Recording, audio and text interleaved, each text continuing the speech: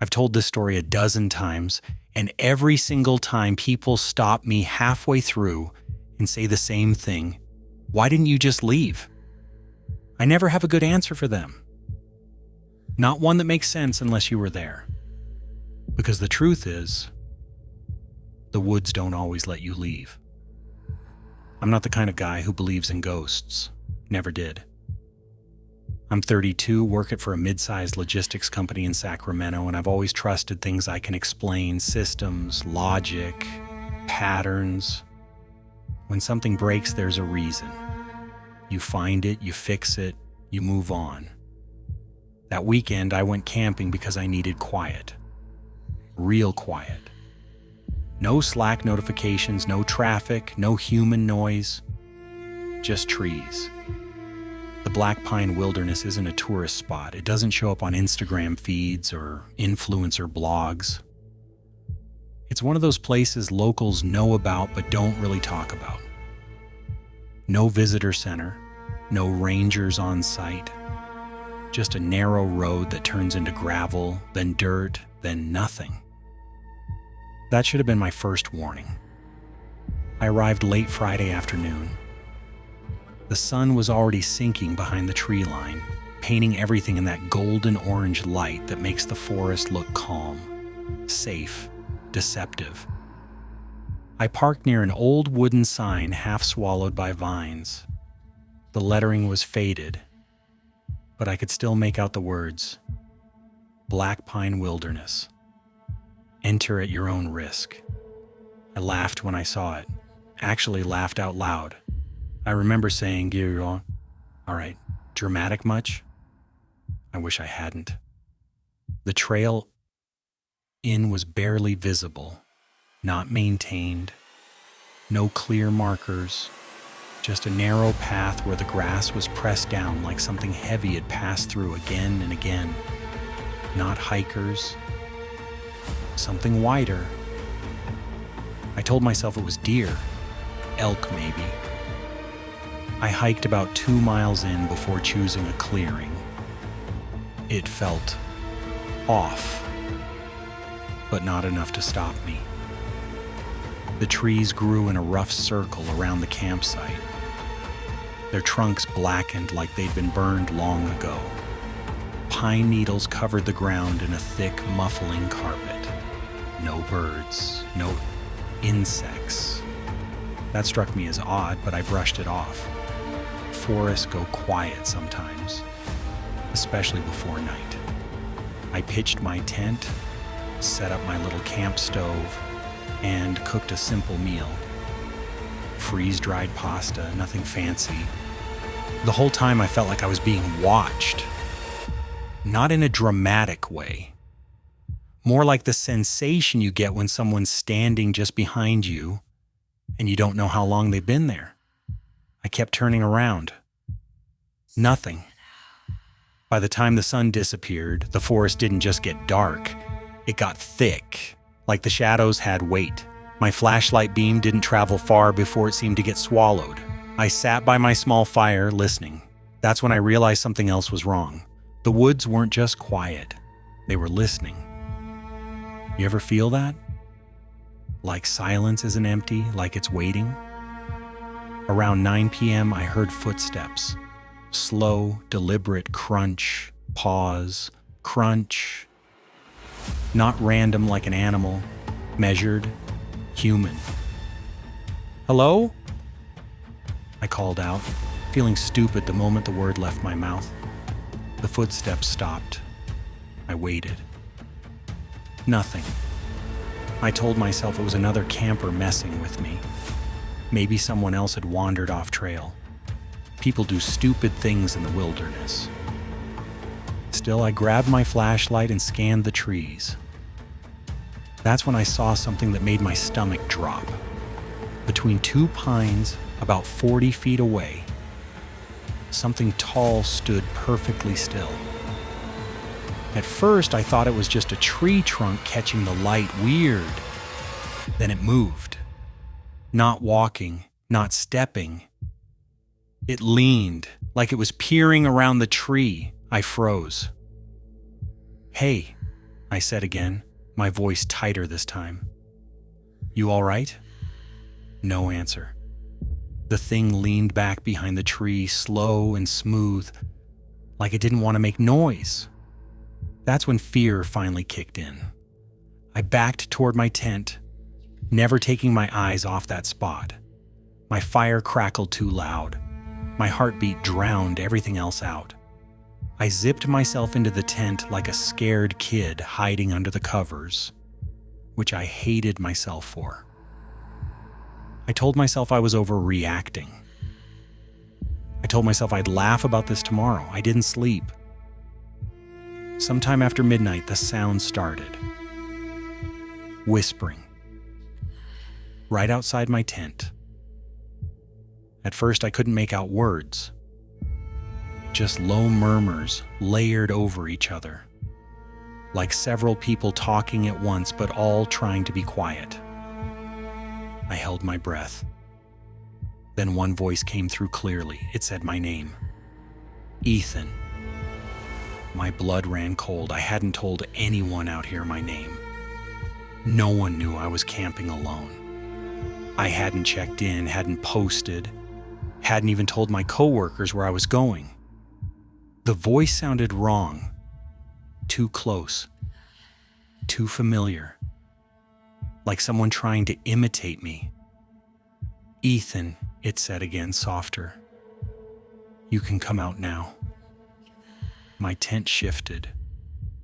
Something pressed against the fabric, not a hand. Something broader, flatter.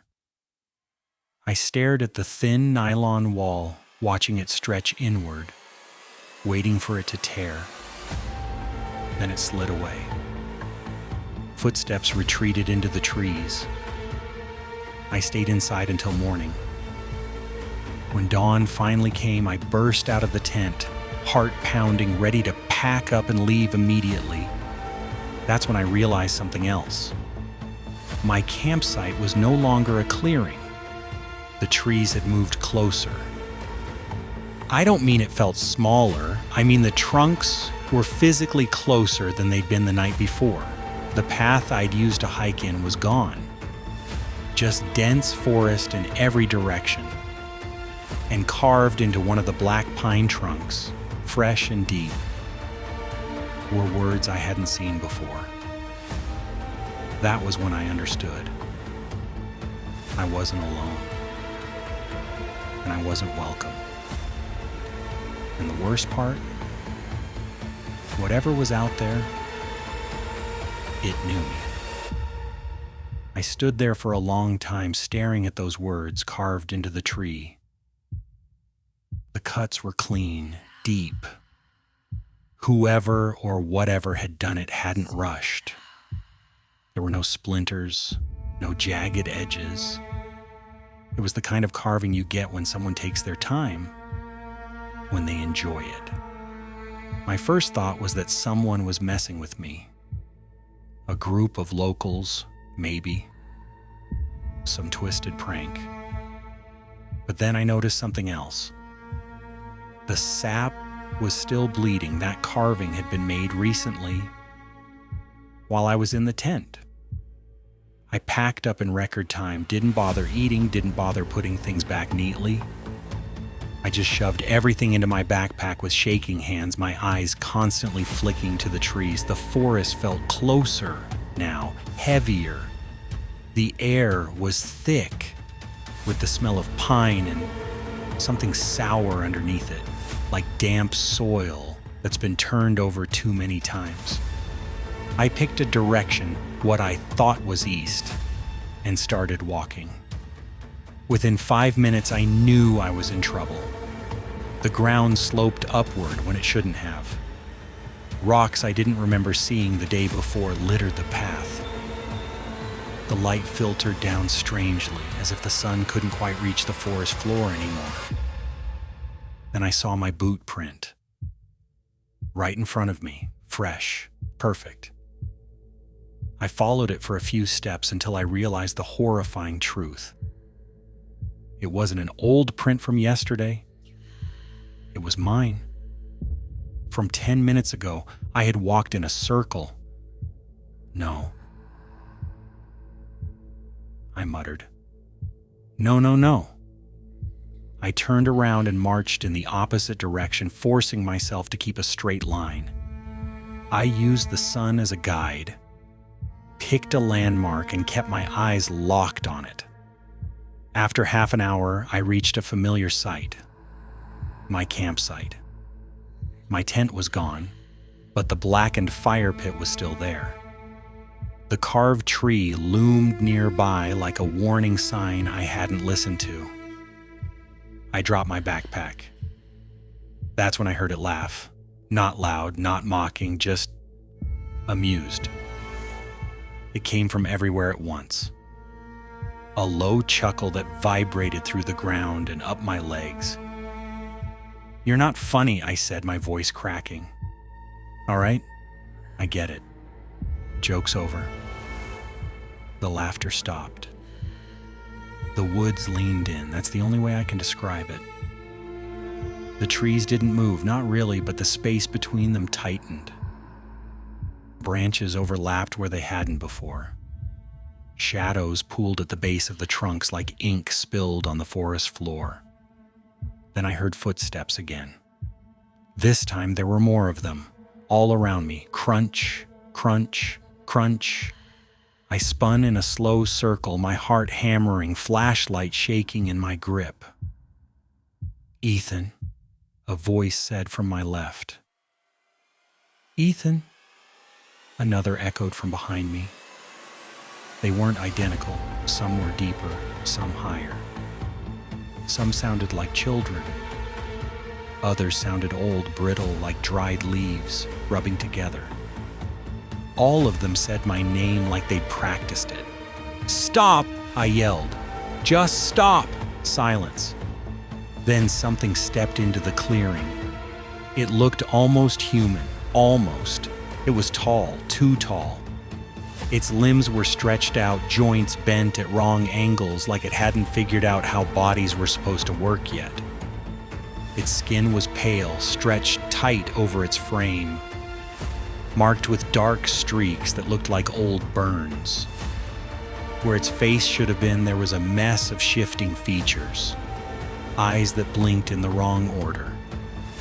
A mouth that opened sideways, then corrected itself. It studied me. Then it smiled. "You hear us now?" it said, in a voice that sounded like three people talking through one throat. I couldn't move. My legs felt locked. Every instinct screamed at me to run, but I couldn't tear my eyes away. "What do you want?" I whispered. It tilted its head. "You walked where others stopped," it said. "You listened when the quiet spoke." The trees creaked around us, swaying without wind. "We learn the ones who come far," it continued. "We learn their sounds, their names." I shook my head. "I didn't do anything. I just wanted to camp." It stepped closer. The ground beneath its feet didn't crunch. It didn't disturb the pine needles at all. "People say that," it replied, "before they stay." A sharp crack echoed through the forest. One of the trees behind me split open, its bark peeling back like skin. Inside, carved deep into the wood, were dozens of names, hundreds, some fresh, some so old they'd almost grown over.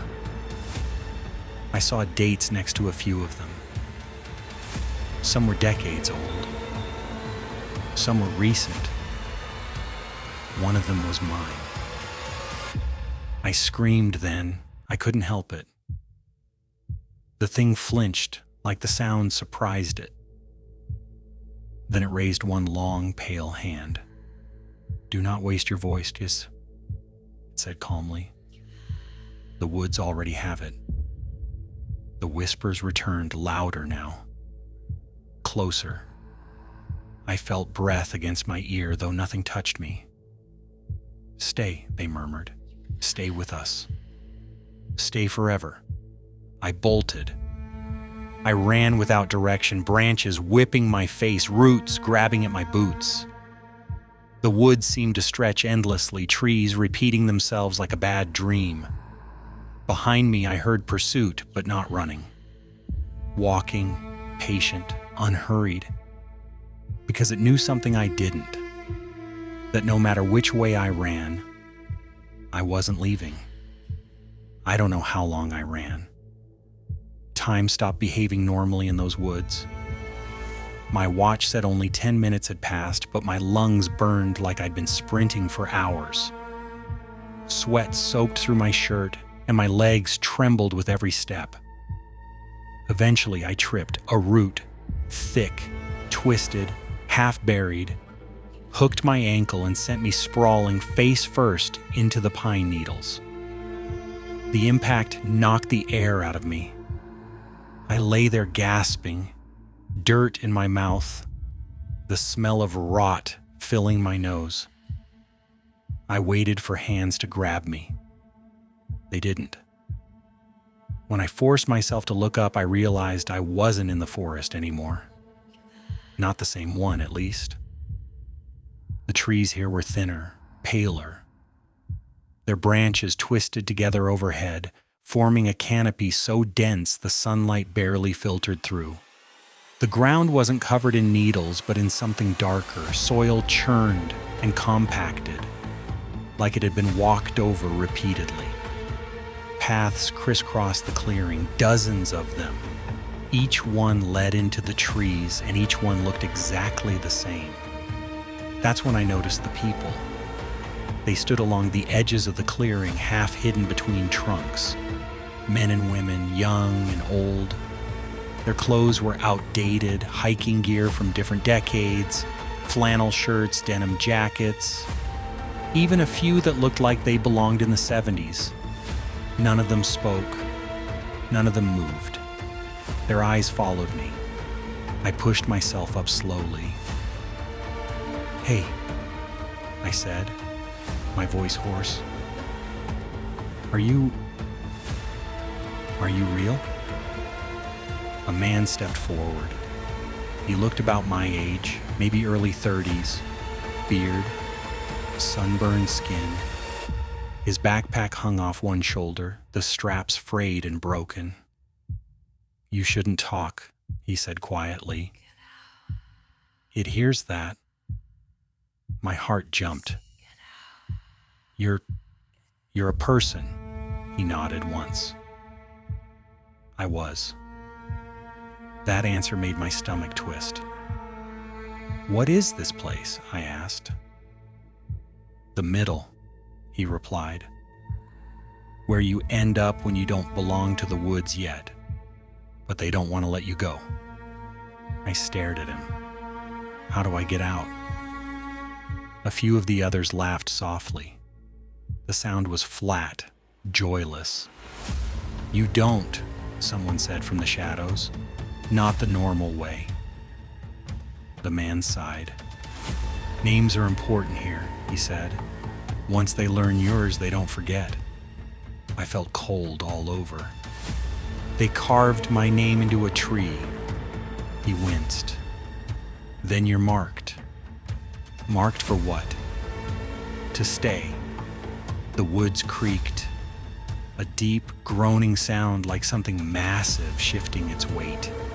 The people around us flinched in unison. "They're close," the man said. "You shouldn't be here when they arrive."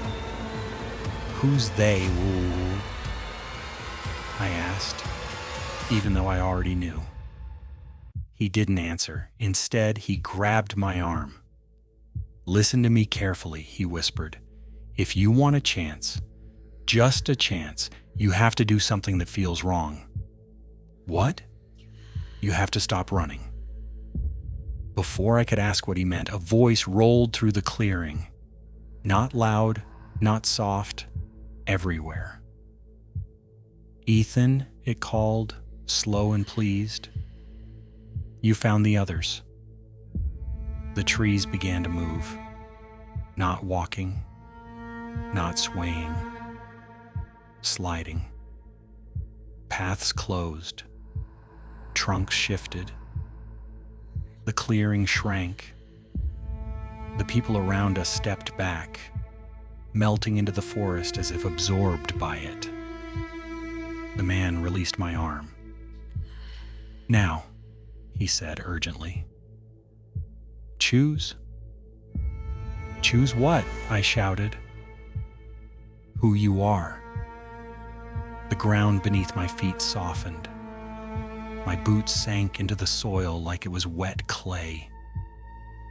The forest pressed in, branches brushing my shoulders, my face, my throat.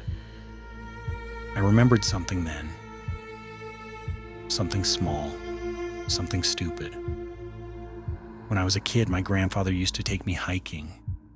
He told me never to shout my name into the woods. "Forests listen," he'd say, "and some things answer." I hadn't believed him. Now I did. "Ethan," the voice said again closer, "come home." I closed my eyes, and I lied. "My name isn't Ethan," I said clearly. The woods froze. The pressure lifted just a little. The man stared at me, eyes wide. "What did you say?" I swallowed. I said, "My name isn't Ethan." The silence stretched, tense and sharp. The voice returned, confused now. "That is what you are called." "No," I said, forcing the words out. "That's not who I am." The ground hardened. The trees stopped sliding. The whispering turned frantic. "They don't like that," the man breathed. "They don't like when you deny it." "And what happens?" I asked. He gave a sad smile. "Then they have to decide whether you're worth keeping." The forest exhaled. Something massive shifted beneath the soil, and a lie, an opening, formed between two trees. A path.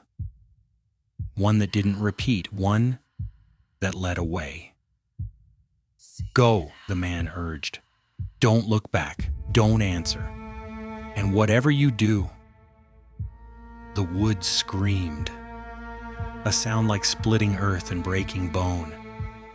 I ran. I don't remember how long I ran down that path. I remember the feeling, though. The ground felt solid, real in a way nothing else in the forest had since nightfall. The air changed with every step, growing thinner, cleaner, like I was breaking the surface after being underwater too long. Behind me, the screaming faded. Not all at once, piece by piece, like something forcing itself to be quiet. The trees thinned, the light sharpened. And then without warning, I burst out of the woods and onto the dirt road where I'd parked my car.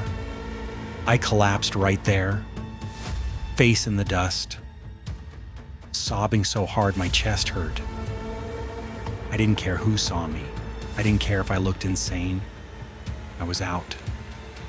I stayed there for a long time before I dared to stand. My car was untouched. My phone, dead, of course. But there was a signal bar flickering in and out.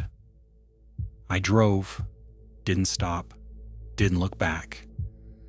I didn't even realize how far I'd gone until I saw street lights. Civilization never looked so unreal. I told myself it was over.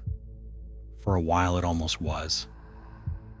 I took time off work, told my boss I'd had a breakdown in the wilderness, which wasn't a lie, just not the whole truth. I sold my camping gear. I stopped hiking altogether. Even city parks made my skin crawl. But the woods didn't let me go completely. It started with sounds, At night, just as I was falling asleep, I'd hear it. Footsteps, slow, deliberate, right outside my bedroom window. I live on the second floor.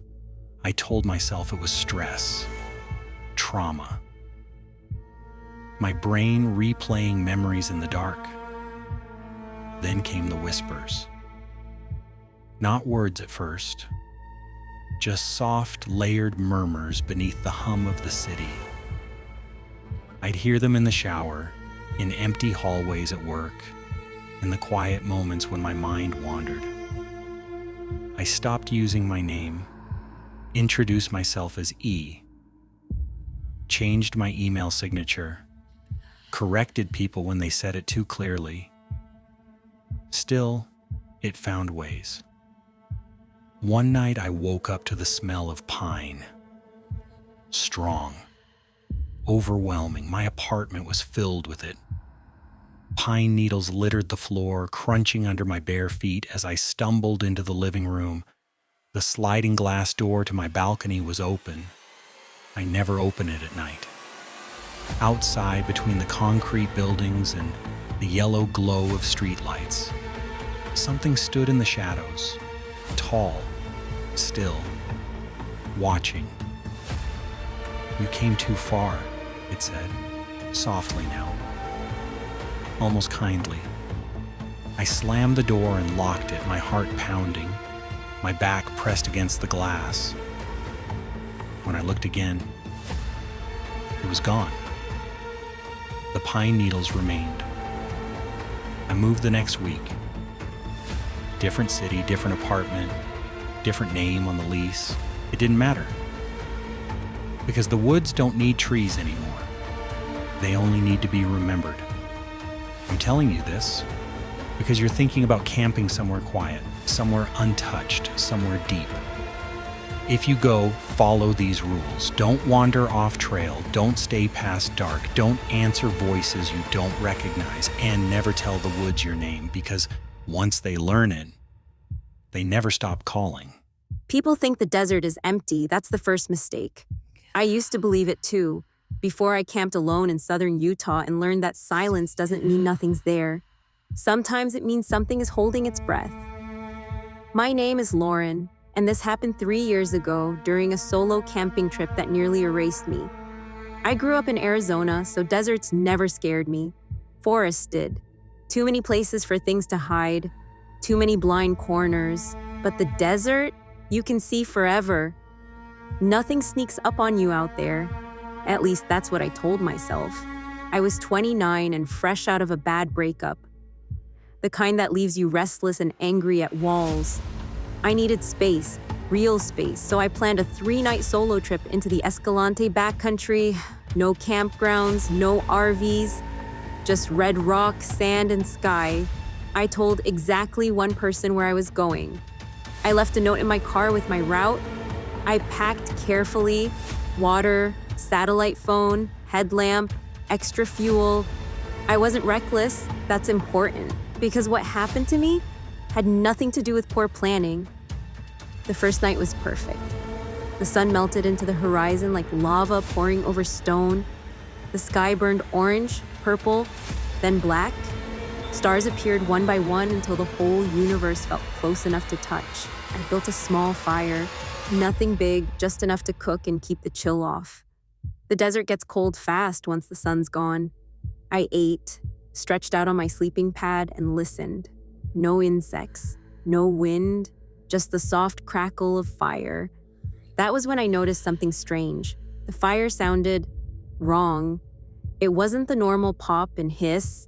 It was rhythmic, almost deliberate, like someone tapping fingernails together. Tap, pause, tap, tap. I sat up frowning. "Relax," I muttered to myself. "It's just the wood." I tossed another stick into the flames. The fire flared, and for a split second, I could have sworn it leaned toward me. Not the flames moving naturally, leaning.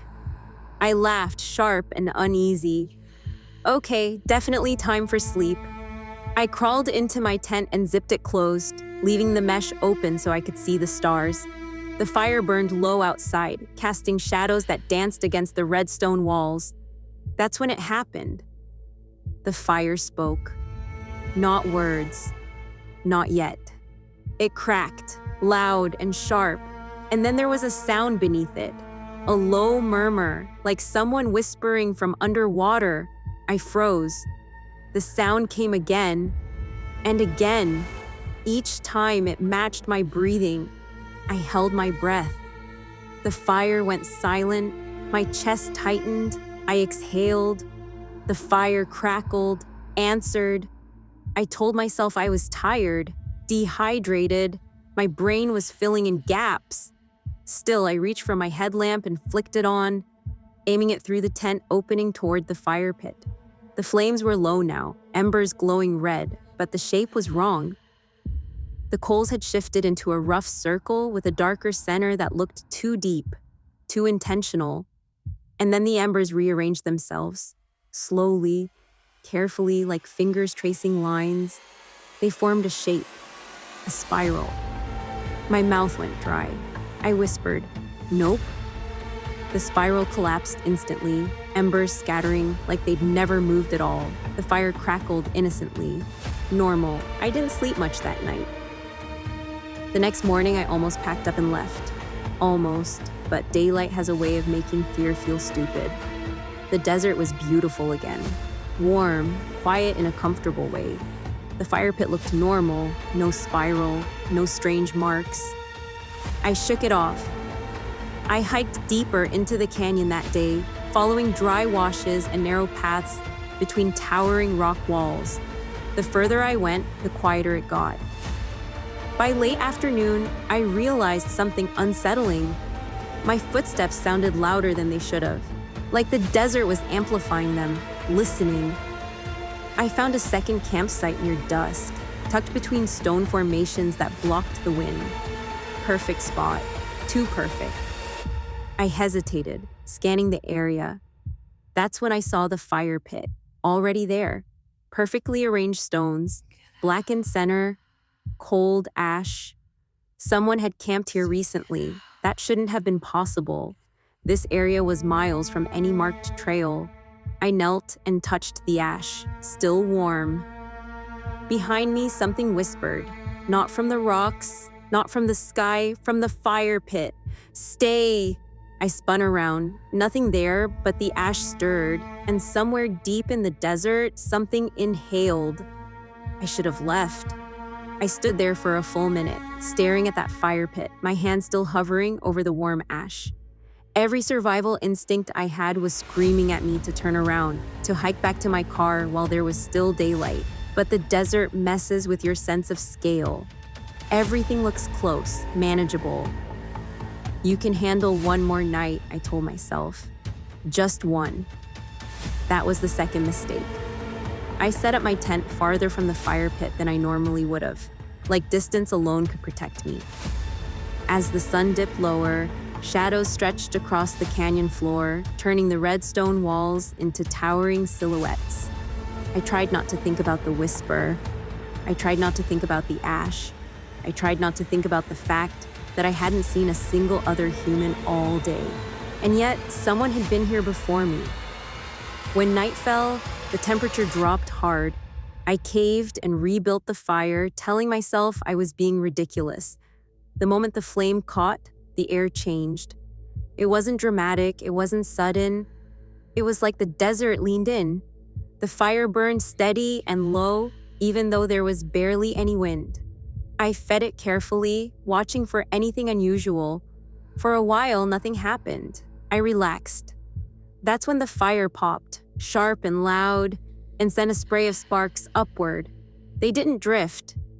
They rose straight up, twisting together. For just a second, I thought I saw letters forming. Then the sparks vanished. I swallowed and whispered, "I'm not talking to you." The fire crackled softly, almost disappointed. Around 10 p.m., I heard footsteps, not crunching like boots on sand, soft, sliding, bare feet. They circled the campsite slowly, staying just outside the ring of firelight. I grabbed my headlamp and stood, shining it into the darkness. "Hello?" I called. "This is a private camp." The footsteps stopped. The fire surged higher. A voice came from the flames, clearer now, warmer. "You built me again," it said. I staggered back, heart pounding. No, that's not possible." The flames bent inward, folding like fabric caught in a breeze. "You remembered," the voice continued. "You fed me. You listened." "I didn't." I stopped myself. The voice laughed, not loud, intimate. "I know your voice now, Lauren." My blood went cold. "I never told you my name." The fire flared bright white for a moment, so bright I had to shield my eyes. "You told the desert," it said gently, "and the desert tells me everything." I backed away until my calves hit the tent. "What do you want?" "To be kept," the fire replied. "To be fed. To be answered." The footsteps returned, closer this time. I could see them now, shapes moving at the edge of the light. Tall, thin, their bodies shimmered like heat distortion, faces obscured by smoke. They didn't step into the firelight. They couldn't. "Who are they?" I whispered. "Those who forgot the rules," the fire said. "Those who stayed too long." The figures tilted their heads toward me in unison. One of them spoke, not with a mouth, but through the crackle of flame. "She burns well," it said. I ran into my tent and zipped it shut, my hands shaking so badly I fumbled the zipper twice. Outside, the fire roared. Not loud enough to be dangerous, loud enough to be pleased. I didn't sleep. Every time I closed my eyes, I heard it. The fire whispering my name, the soft sliding footsteps, the sound of breath being drawn in by something vast and patient. At some point in the night, the heat became unbearable. I unzipped the tent just enough to peek outside. The fire had grown, not taller, wider. It spread outward in a perfect circle, flames licking the sand without consuming it. The shapes stood closer now, their forms more defined. Burn-scarred skin, hollow eye sockets glowing faintly like embers. One of them turned toward me. Its voice came out as smoke. "You should have let it go out." I slammed the tent shut.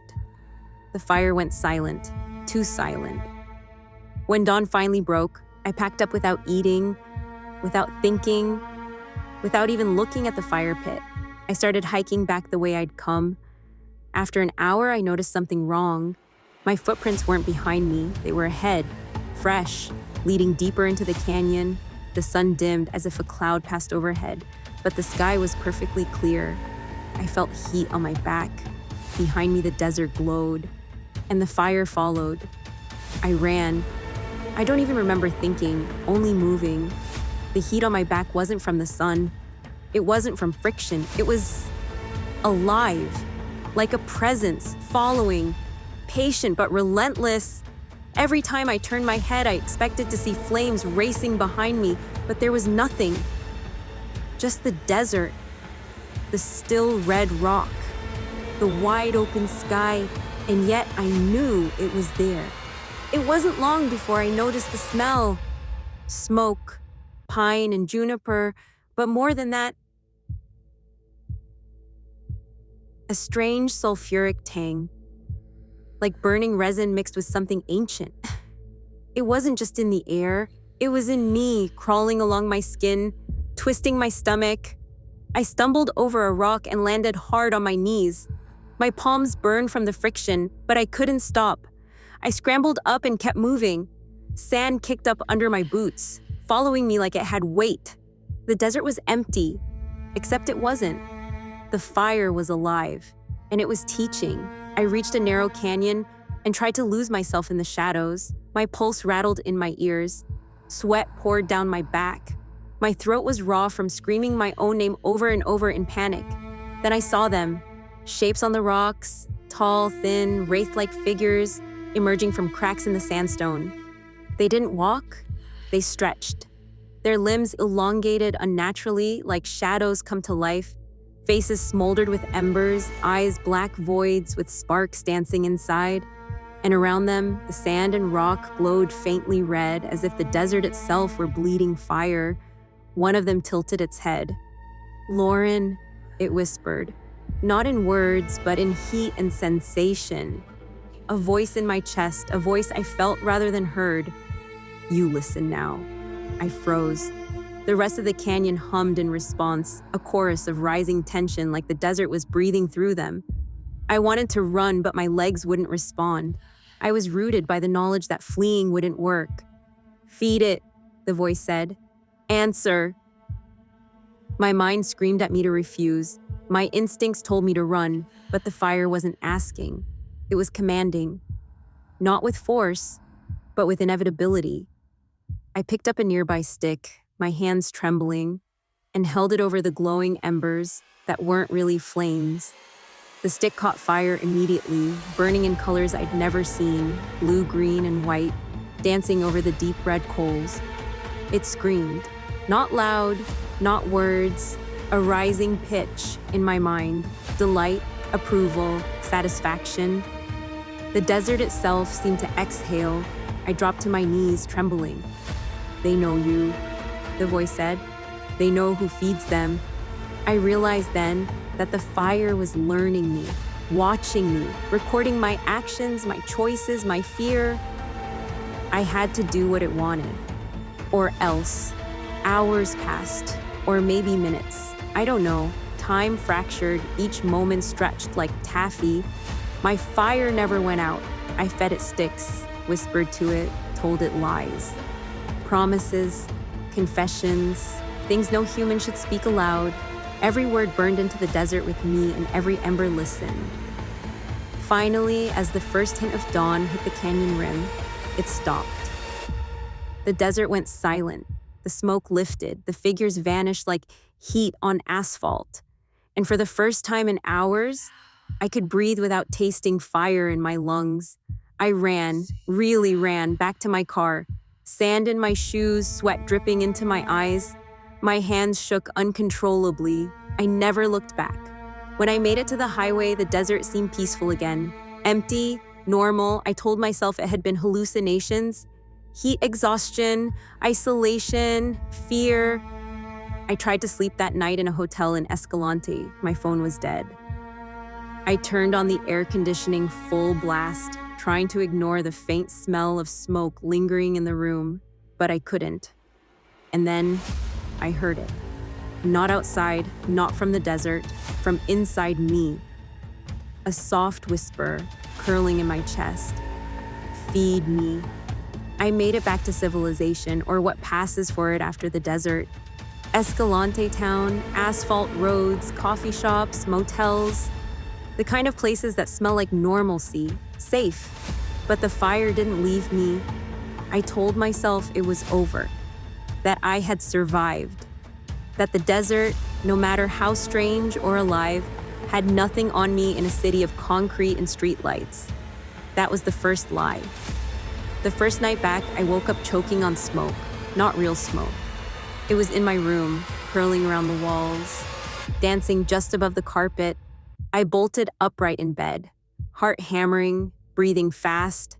Everything normal except for the smell, pine, juniper, and something sulfurous underneath. My head spun. I couldn't see flames, but I could feel them. Heat pressed against my chest, insistent, alive, and then it spoke.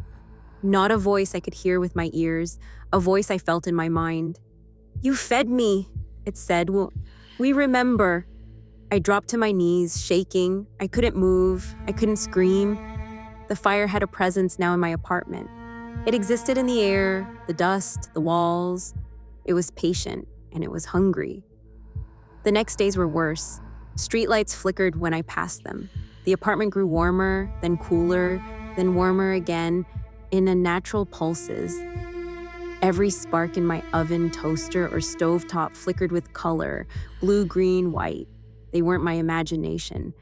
I could see them in reflections, shapes in corners, moving slowly, tall, thin, eyes glowing faintly like embers, waiting, watching. And every night, the whisper returned. "Feed me."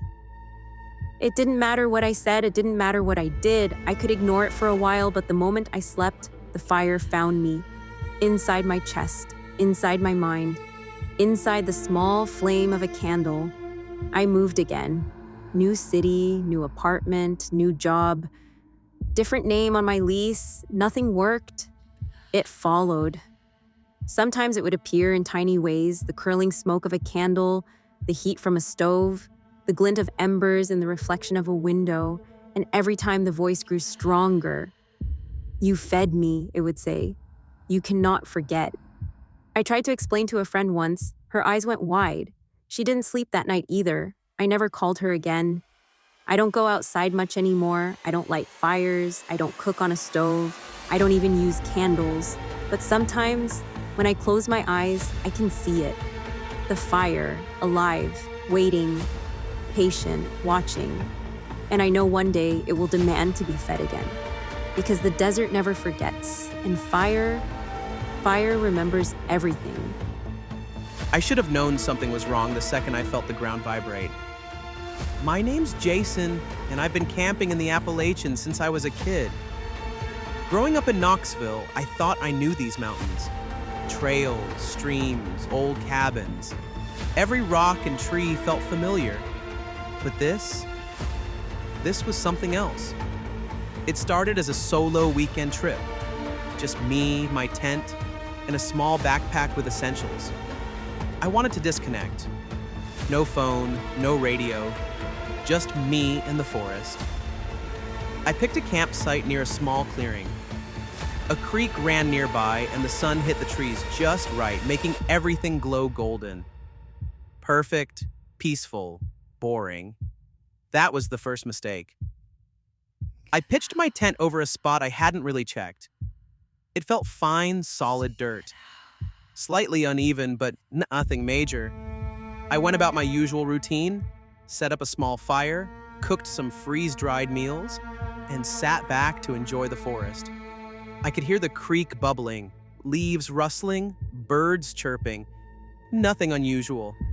And yet, the first hint came after dark. I was inside the tent, lying on my sleeping pad, just about to doze off when I felt it. A vibration beneath me. Soft, subtle, like something rolling under the ground. At first, I thought it was an earthquake, which made no sense. Tennessee hardly has earthquakes. Then I thought maybe it was an animal, a raccoon or a snake burrowing beneath the soil. I froze, the vibration stopped. I chalked it up to my imagination. I tried to sleep. Hours later, just past midnight, I woke to scratching. Not on the tent, not on the trees. Under the tent, soft, irregular scratching. Tiny nails? Claws? I couldn't tell. It paused, then started again. Closer, then further away, as if pacing beneath the nylon floor. My heart started to race. Probably a raccoon, I whispered to myself. It's small, it can't get through. Then the scratching escalated. Faster, heavier. Something large was moving beneath the tent, pressing against the ground, pushing. The shape of the tent sagged slightly in rhythm with it. I couldn't move, I couldn't breathe. Then came a sound I can't forget. A deep, wet, almost human groan coming from under me. I screamed, unzipped the tent, and shined my flashlight down. Nothing. Just the dirt. Just the sleeping pad. I stepped out, heart hammering, hands shaking. I checked the perimeter. No animal, no footprints, nothing. Just the dark, quiet forest. And the creek, which had started gurgling, unnaturally loud. I returned to my tent and tried to ignore it. Sat on the edge of my pad, listening. The scratching returned. Only now it wasn't random, it was deliberate. Back and forth, circling, under me. I realized then, it wasn't trying to dig. It was trying to get in. I spent the rest of the night awake, flashlight clutched in my hands, sweating in the cold Appalachian air. Every time the scratching stopped, I tensed. Every time it started again, I flinched. By dawn, I was exhausted but still alive. I packed up in silence and told myself the day would be normal. Maybe I'd find the trail, hike a few miles, and nothing would happen. That's what I told myself. But the forest had other plans. The morning wasn't peaceful. The ground beneath where my tent had been was disturbed. Not like an animal dug a hole, not like a tree root shifted. Something else, a subtle depression ran beneath the dirt, as if something heavy had lain there, breathing. And then I heard it. A soft, wet exhale from under the soil. I froze. I should have left immediately, but I didn't. Because I'm stubborn, and I wanted to understand. And that's the second mistake. I stayed. I know. It sounds insane. But curiosity got the better of me. I wanted to see it, understand it, maybe even prove that it wasn't anything supernatural. I set up my flashlight and crouched low, letting the beam cut across the soft earth where my tent had been. The disturbed dirt glimmered faintly in the early morning light. Nothing moved. Nothing breathed. Then I heard it. A soft, wet, sliding sound. Like something dragging itself just beneath the surface. Slow, deliberate, careful. It moved in circles under my feet, pausing now and then. I felt the vibration in my boots, the ground pulsing slightly. Okay, I whispered to myself. This is real. Something's real. I dropped to my knees and pressed my ear to the dirt. I should have regretted it immediately. The sound beneath me shifted. It wasn't digging anymore. It was circling me, slithering, breathing, wet, heavy, and patient. Then I heard something unmistakable, a low, guttural hiss that mimicked words, almost human words. "Jason, come closer." I jerked back. My stomach knotted. My hands shook. I scrambled backward, tripping over a root, landing hard on my side. The hissing grew louder, clearer, insistent. "You hear us. You belong." The air itself seemed heavier now, humid and charged. The forest around me held its breath. Birds stayed silent. The creek's gurgle was gone. Even the wind had stopped. I realized then, this wasn't just a creature. It wasn't an animal. It was intelligent, malevolent, and it had been waiting for me. I tried to leave. I ran along the trail, heart hammering, flashlight shaking in my hands. But the forest betrayed me. No matter which way I turned, the trail seemed to stretch endlessly. Roots grabbed my boots. Underbrush tangled in my legs.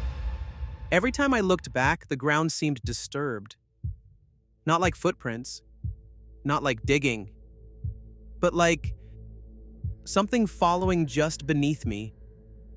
The scratching started again. Faster this time. Right under my feet.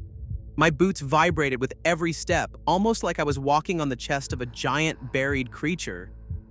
And then I felt it. A hand, or something shaped like one, pressed up against the bottom of my boot. Wet, slimy, cold. Not enough to pierce my skin, but enough to make me stumble. I screamed. And that's when it started moving in earnest. The dirt bulged under me. The ground seemed to ripple, rise, and twist like a living thing. Branches snapped in rhythm with each shift beneath my feet. I was running in place, but the world around me blurred, and the forest became a maze I couldn't escape. The hissing words grew louder. "You belong. You belong. You belong." And then I tripped. Hard. Face first into the dirt. The flashlight skidded across the trail and went out. I was in complete darkness, and I felt it, sliding, coiling, circling beneath me, breathing, waiting, patient. I realized then the horrifying truth. It had been under my tent the entire night, watching, learning, waiting for me to sleep so it could start teaching me what it wanted. And now I had woken it. I scrambled back to my feet and ran blindly. The forest seemed endless, twisting into shapes I didn't recognize. But the sound followed me, always beneath, always moving, always whispering my name. And then I heard something new. A voice, soft and wet, coming from directly beneath me. "Lie down," it said. "Rest. Join us." I didn't want to. I couldn't. I ran faster, but the ground beneath my feet began to rise.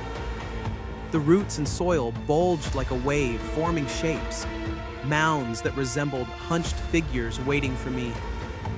I could see faint shadows stretching under the leaf litter, stretching toward me, reaching. And the whisper became a chorus. "You are ours. You are ours. You are ours." I screamed again. I had no choice. I had to get out.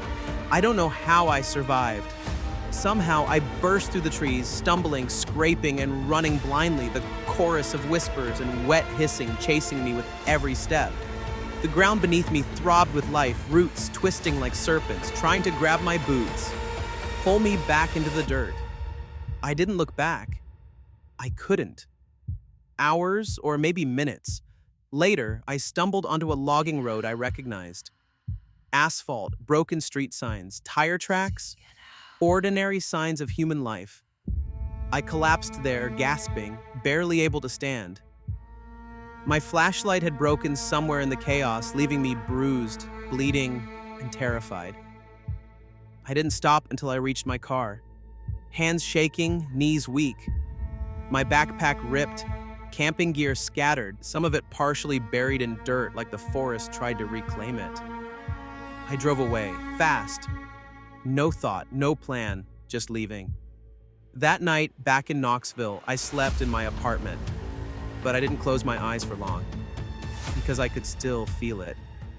Beneath the floorboards, in the dirt beneath the mountains, something had followed me. Something that didn't care about roads or walls. Something patient. Waiting. I could hear it sometimes at night. A subtle, wet scraping under the floor. My cat would hiss at nothing. My bed would shift slightly. And always a whisper, "Jason, you belong." I don't go camping anymore. I can't. Not alone. Not in the mountains, not in the forest, not anywhere. Even city parks make me tense. Sometimes I dream about it. The black earth rising beneath the tent. The wet, crawling movements. The whispered chorus of voices calling my name. And I know it's out there. Still alive. Still patient. Waiting for the next camper who makes the same mistakes I did. Leaving their gear, trusting the ground beneath them, ignoring the subtle warning signs. Because the forest doesn't just have eyes, it has mouths. And whatever lives under the tent, it never forgets.